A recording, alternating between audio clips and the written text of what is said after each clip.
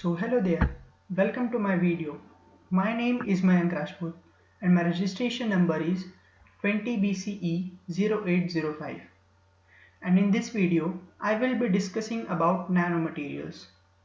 So before beginning this video, I would like to thank my professor Mr. Bhaskar Sen Gupta sir for giving me this opportunity to make this video on nanomaterials.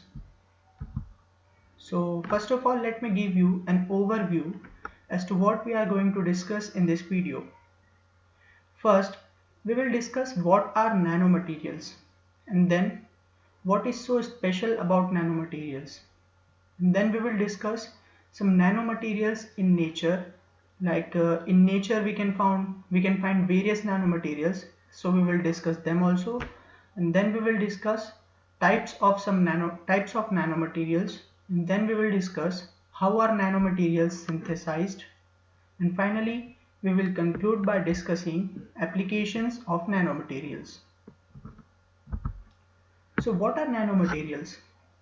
The materials having at least one dimension in nanometric scale are called nanomaterials. Nanotechnology is the understanding and control of matter at dimensions of roughly 1 to 100 nanometers, where unique phenomena enable novel applications. Encompassing nanoscale science, engineering and technology, nanotechnology involves imaging, measuring, modeling and manipulating matters at this length scale.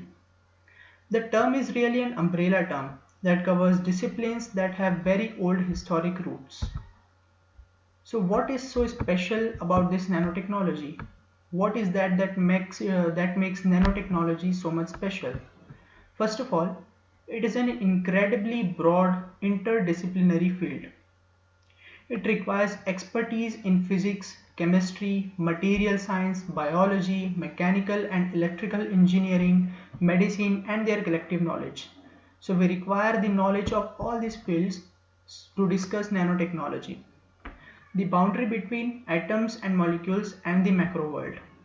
The atoms and molecules are very small by size, and the macro world is very bigger in size as compared to atoms and molecules, and nanomaterials come in between them. So it is a boundary between atoms and molecules and the macro world. So particles having sizes in the range 1 to 100 nanometer are termed as nanoparticles, and the application of nano-sized particles is what we call nanotechnology. At nanoscale, the physical, chemical and biological properties of materials differ in fundamental and valuable ways from the properties of individual atoms and molecules or bulk matter. With the reduction in size, the surface area of materials and surface energy increase tremendously. The similar we can see in this table also. The surface area of material and surface energy increases tremendously with the reduction in size of the particle. So in nature, where do we find some nanomaterials? Let us discuss that. The nature is the best manufacturer of nanomaterials and nanostructures. And what do we mean by natural nanomaterials? The materials that belong to the natural world, that is plants, animals and minerals without human modification or processing, are called natural nanomaterials. Due to their structures, they have remarkable properties because of their inherent nanostructure. So the very first example is butterflies. We can see very beautiful colors on the wings of butterflies. Why so? It is because the uprisings on the wings of butterflies is of the range of nanoscale. So when light comes in onto the wings of these butterflies, it reflects various lights and absorbs some lights that gives rise to these beautiful colors. Next example is lotus leaf. So you must have seen that whenever you try to pour some liquid like water or honey on the lotus leaf, it shows some self-cleaning effect. Whatever the liquid you pour onto it, it rinses it itself. So why it happens? Because the leaf of lotus has some uprisings of the scale of nanometers. So it shows the self-cleaning properties because of this. And next we have the antibacterial properties of cicada wings. So on cicada insects, it has some prisings of the scale of nanometers. So due to this, no bacteria or any kind of dust can stick onto its wings that imparts is some antibacterial properties. And what are the types of nanostructures? So nanostructures can be of 0D, 1D, 2D or 3D. For 0D we have clusters, in 1D nanotubes, fibers and rods, for 2D we have films and coats, and for 3D we have polycrystals.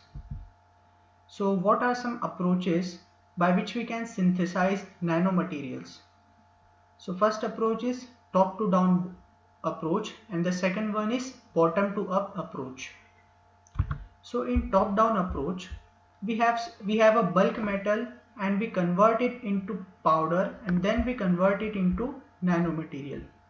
While in case of bottom up approach, we have atoms and molecules and we make clusters of these atoms and molecules and then we convert it into nanomaterial. So in top down approach we are going downwards, while in case of bottom up approach we are going upwards. So what are some applications of these nanomaterials? First is paints. Incorporating nanoparticles in paints can improve their performance. It can impart various functional properties like self-cleaning to the paints. Next is medicine. Nanotechnology has been a boon in medical field by delivering drugs to specific cells using nanoparticles. The overall drug consumption and side effects can be lowered significantly by depositing the agent in the morbid region only and in higher dose than needed. Next application is food. Nanotechnology can be applied in the production, processing, safety and packaging of food.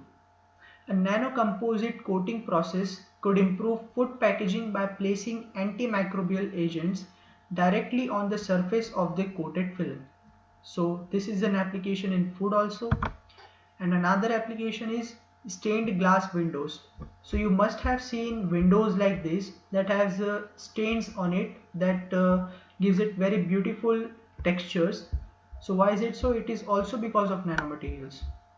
These are made of these are composed of glass and nano-sized metal particles. The ruby red glasses often seen are a mixture of glass with ultra-fine nano-sized gold powder. So this was all about my video. If you enjoyed my video, please like and thank you for watching.